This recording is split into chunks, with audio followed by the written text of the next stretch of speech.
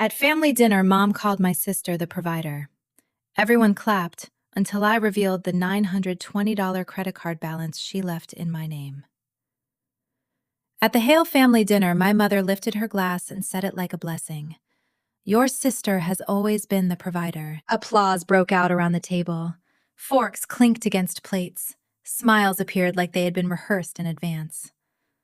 I sat there with the taste of overcooked salmon turning metallic in my mouth, watching my family toast a fantasy that had been built on my credit score. The candlelight blurred in front of me, and something inside me, something quiet, exhausted, and stretched too thin for too long, finally cracked. I leaned back in my chair, let the noise fade, and said, "Perfect. Then she can handle the $9,200 balance I've been covering." Silence fell so hard it felt physical. Not even the radiator dared to hum. Before I tell you how that one sentence shattered everything my family pretended to be, tell me where you're listening from, because I know I'm not the only one who has ever been done paying for other people's lies. In my family, perfection was never love. It was currency. Every dinner, every family photo, every forced smile was treated like proof that the Hales had everything together.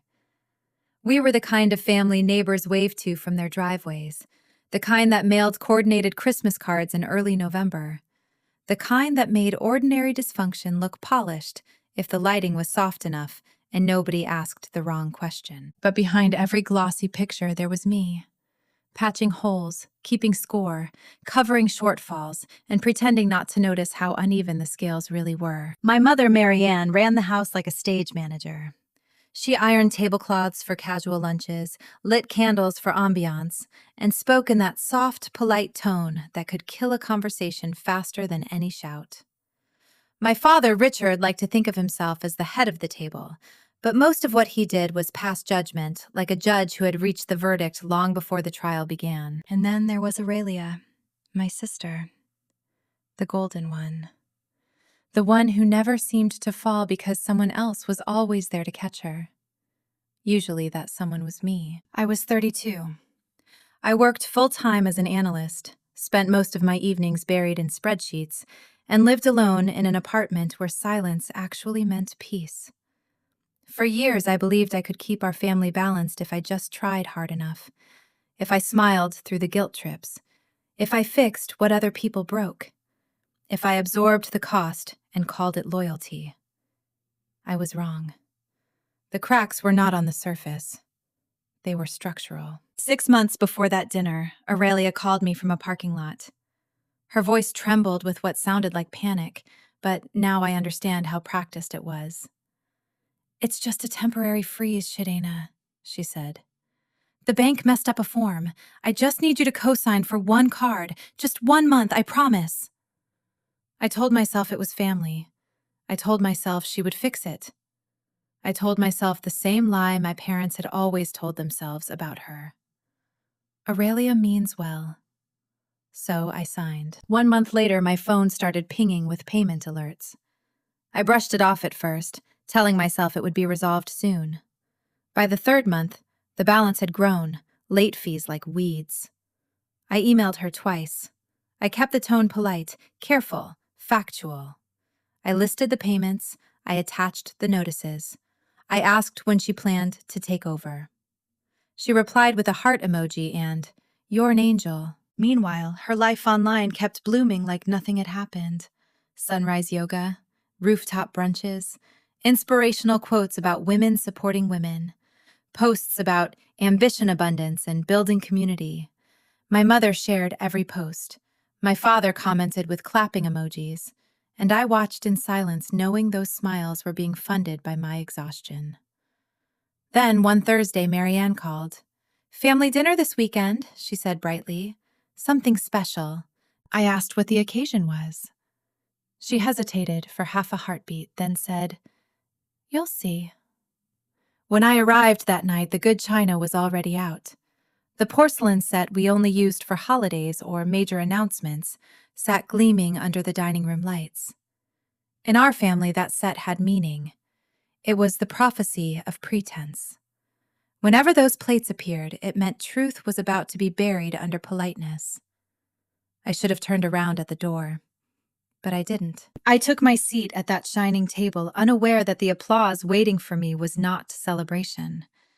It was a verdict. That night, everything gleamed a little too perfectly. The tablecloth was starched flat. The silverware caught the candlelight like polished mirrors. The air smelled faintly of roasted salmon and performance. Marianne hovered near the table, adjusting napkins that did not need adjusting, humming a hymn under her breath as if she were trying to calm herself. Or maybe as if she were signaling that this was going to be one of those nights when everyone had to pretend to be happy. Richard sat at the head of the table, his posture stiff, his expression carved into authority. He cleared his throat before anyone spoke, the way he always did when he was about to make something sound official. Aurelia sat to his right, dressed like she was about to accept an award. Gold earrings, silk blouse, hair shining exactly the way she wanted it to. When she smiled, it was the kind of smile that reached no farther than her reflection in her wine glass. "Everyone ready?" My mother chirped, her tone too bright to be casual.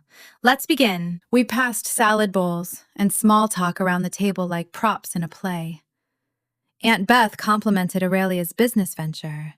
Uncle Frank asked about that exciting project she had been leading. I sat there listening while the fiction grew legs. Aurelia talked about networking, about brand partnerships, about helping women in tech find their voice. The words sounded impressive. They also sounded hollow and expensive. Then Richard lifted his glass. The conversation stilled as if on cue. "I want to say something," he began, his voice deep, steady, and rehearsed. "This family has always believed in hard work, in building something real, and no one represents that better than Aurelia." My fingers tightened around my glass. Marianne's eyes shone as she looked at my sister. "Your sister has always been the provider," she said softly, but loudly enough for everyone to hear. The words hung in the air, golden and poisonous. Provider. The same word my mother had used when I paid the bills last winter. The same word she had implied when I covered the car insurance. The same word that should have belonged to the person quietly cleaning up Aurelia's disasters, not the person performing success on Instagram. Only this time, applause followed. Everyone at the table clapped. Polite, rhythmic, mechanical. The sound filled the room and swallowed me whole. Even Richard joined in, tapping his fingers against his glass with a proud half-smile. Aurelia dipped her chin in mock humility, the perfect actress in her favorite role. I stared down at my plate. The food blurred. My reflection wobbled in the sheen of gravy. My heart did not race. It hardened. Each clap echoed in my chest like a hammer striking something that had already been cracked for years. When the noise finally died down, Marianne reached across the table and touched Aurelia's wrist. "We're just so proud of you," she said. "You've carried this family." That was the moment something inside me snapped into perfect, icy focus. I leaned back in my chair. My voice came out even, quiet, controlled. "Perfect," I said. "Then she can handle the $9,200 balance I've been covering." Forks froze in midair. Aurelia's head jerked up. "What?" I set my glass down gently. "The card I co-signed for you," I said.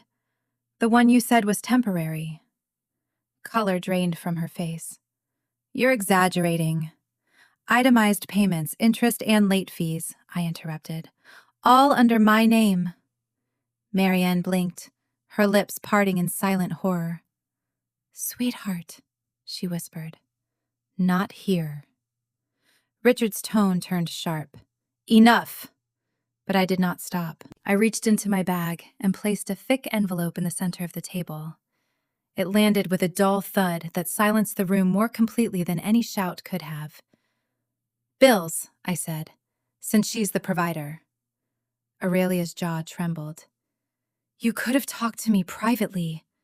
"I did," I said, "twice. You left me on red and flew to Cabo.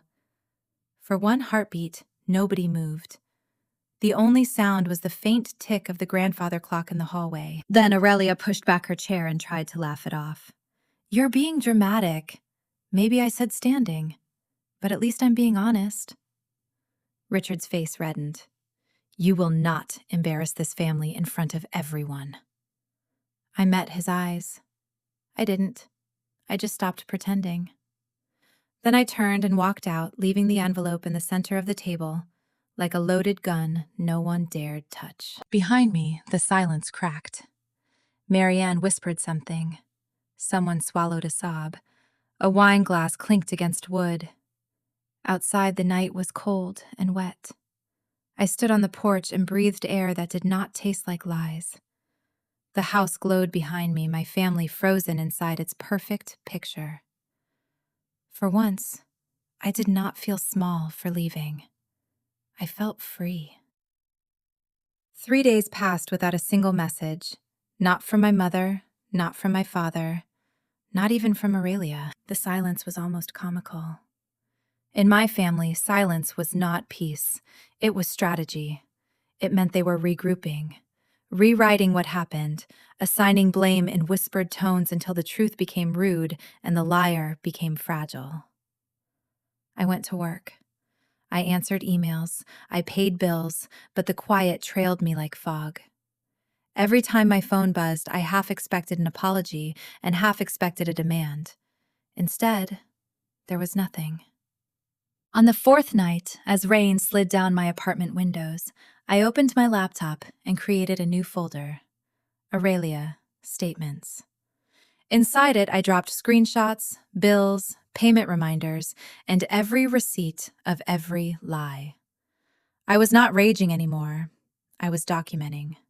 There is a difference. Rage burns fast. Proof lasts. When I clicked save, my hands did not shake.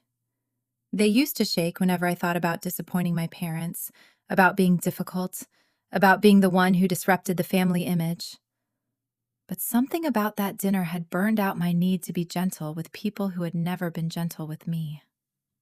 That was when the message came. Mom, your father wants to talk.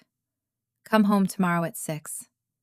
No please, no apology, just an order. The next evening, the house looked identical to the night I had left it.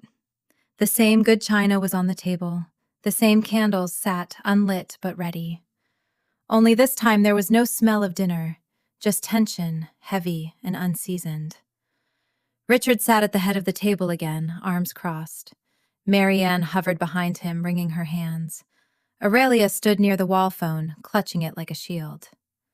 Sit, Richard said. His voice was calm, but it carried that familiar weight of judgment. I sat. He slid an envelope across the table. This is to settle things, he said, like adults. Inside was a check for $9,200. I did not touch it. You're paying me off, Richard exhaled sharply. We're closing a chapter. There's no need to drag this through the mud. Marianne jumped in, her voice trembling. Sweetheart, you embarrassed your sister. You blindsided all of us. Let's just end this. I laughed quietly. End what? The part where I carry her debt? Or the part where you pretend she's successful? Aurelia flinched. You didn't have to humiliate me in front of everyone. You did that yourself, I said.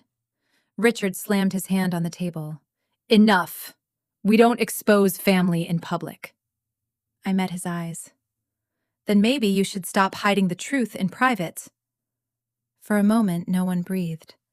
The room seemed to shrink around us. Marianne reached forward and pushed the envelope closer. Take it, Sharena, please. Let's move on. I picked up the check, folded it neatly, and slid it back toward her. This isn't forgiveness, I said. It's a receipt. Richard's shoulders sagged. Marianne's eyes glistened, but she said nothing. Aurelia stood frozen, like someone waiting for the director to call cut. I rose from my chair, steady. I'm done being your cleanup crew. You wanted to call her the provider? Great. Let her start providing. Then I walked out. The air outside hit me cold and clean. The porch light flicked on behind me, a reflex, one last attempt to guide me back. But I did not look back. I drove home, opened my laptop again, and created a second folder. The Golden Daughter. This time, it was not just about money. It was about truth. And I was not going to keep it private forever. The first tremor did not come from my family. It came from an unknown email. Subject: Hi, I think your sister scammed me. It was late on a Tuesday. The city hummed outside, soft and indifferent. I clicked the message open, half curious and half numb. The sender's name was Tessa Holbrook, and in a few sentences she detonated whatever innocence I still had left. I found your name through a tagged photo. I think your sister Aurelia took money from me and 2 others. Can we talk? Attached were photos of messages, receipts, and invoices. At first it felt impossible, like reading fan fiction about my own disaster. But as I scrolled, the pattern became familiar. The same smooth tone, the same fake urgency, the same empty promises. My sister had not just made mistakes. She had turned her lies into a business model. That night, I met Tessa at a cafe near my office. She looked young and hopeful in the way that made her betrayal hurt more.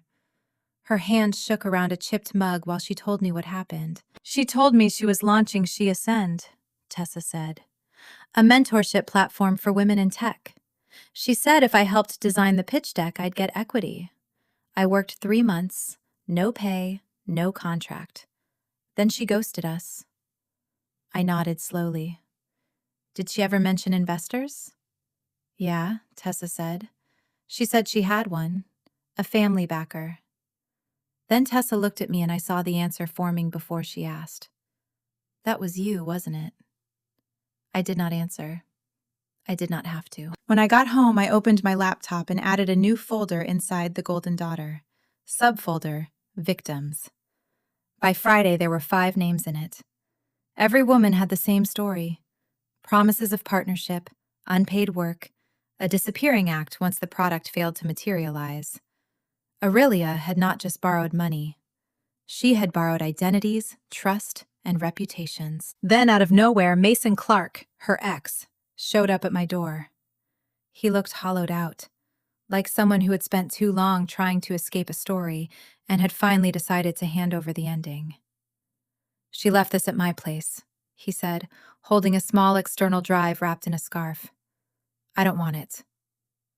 When he left, I plugged it in. Inside were dozens of folders, screenshots, voice notes, transactions, bank statements, but one spreadsheet stopped me cold.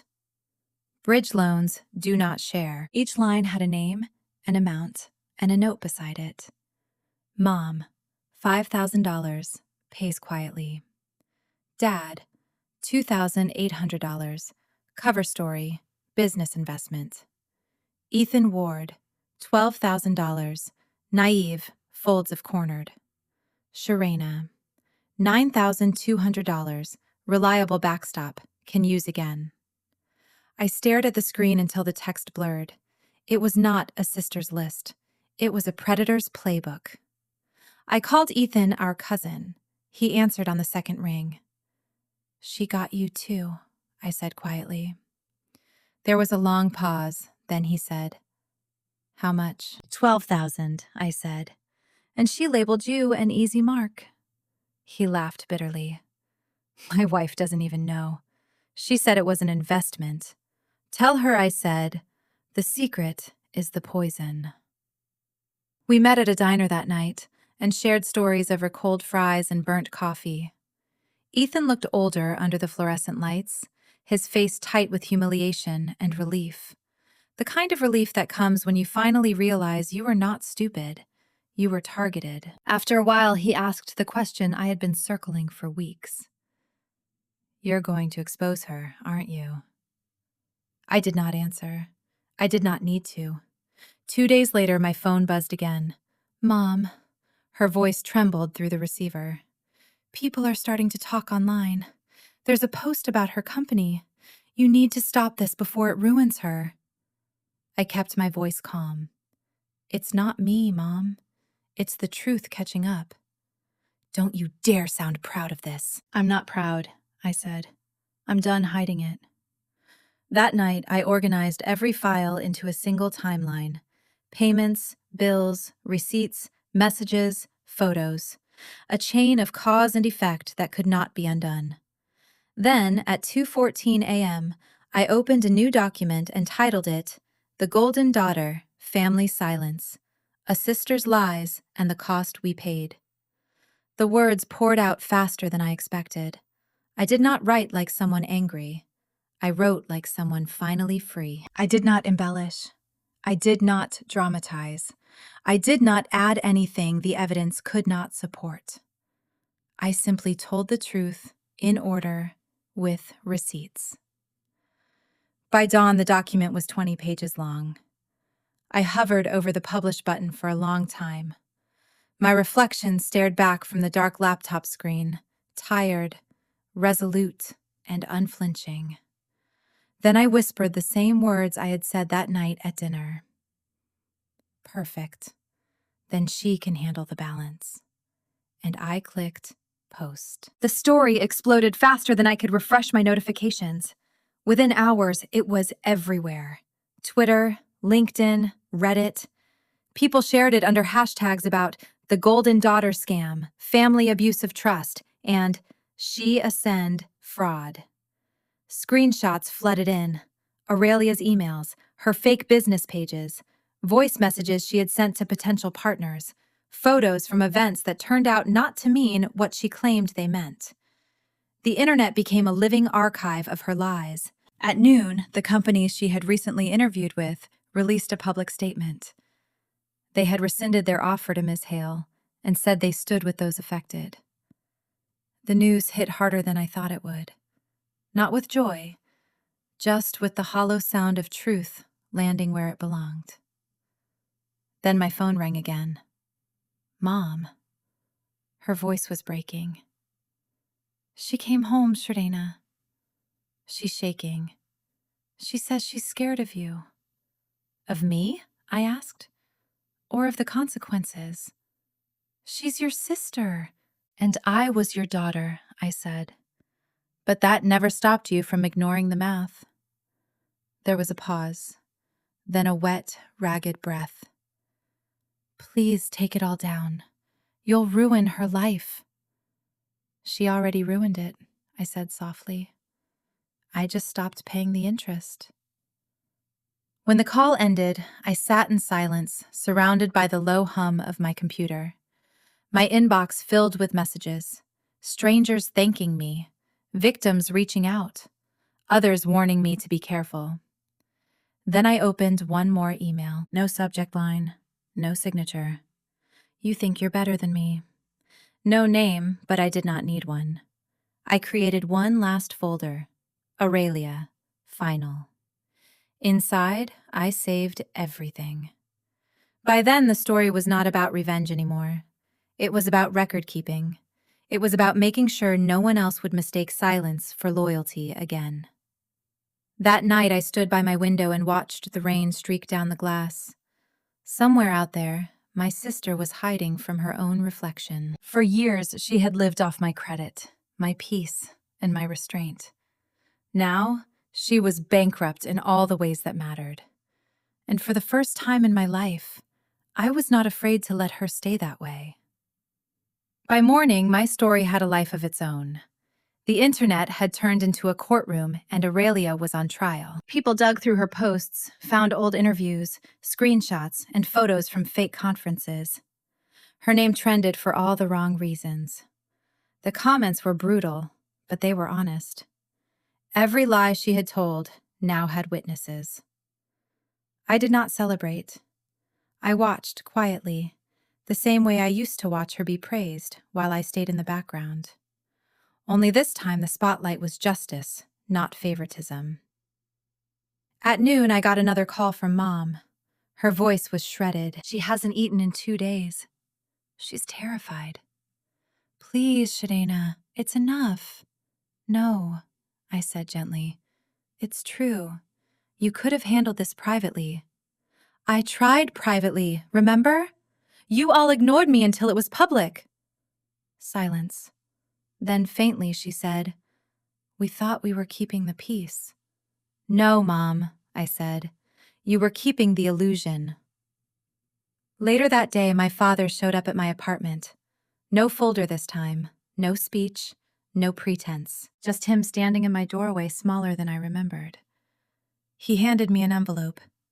15,000, he said, to cover whatever she took. We just want this to end. I did not open it. That's not what I need. He looked lost. Then what do you want? Accountability, I said. Just once. I want to hear you say she was wrong and that you helped her stay that way. He looked down at the floor, his eyes wet. I thought I was protecting her. You were protecting the lie. He nodded slowly. Do what you need to do. When he left, the envelope sat untouched on the counter. I poured myself a glass of wine and opened my laptop. An email from my parents blinked at the top of my inbox. Subject, Family Matters. We're hurt by your decision to make this public. For now, it's best we end contact. Please respect our wishes. No apology, no truth. Just another cover letter for denial. I closed the laptop, leaned back, and let the quiet settle in. It did not feel empty anymore. It felt earned. That night, I sat on my balcony with the city breathing below me. Traffic lights blinked, sirens faded in the distance. The air carried that faint smell of rain and smoke. My glass of wine was half finished. My heart felt strangely light. For the first time in my life, I was not bracing for the next apology I would have to make for someone else's behavior. I opened my laptop one last time. On the desktop sat a single folder. Aurelia. Final. I uploaded it to the cloud, encrypted and untouchable. Not to hurt her, just to keep the truth safe. People online would eventually move on. The headlines would fade, new scandals would take their place. But for me, this was never really about noise. It was about finally living in a silence that did not demand my obedience. I looked out at the city lights, each one a small pulse of survival, and whispered. They called it betrayal. I call it boundaries. If you have ever had to choose truth over peace, you are not alone. Share your story in the comments and subscribe if you believe some families do not need more secrets. They need witnesses.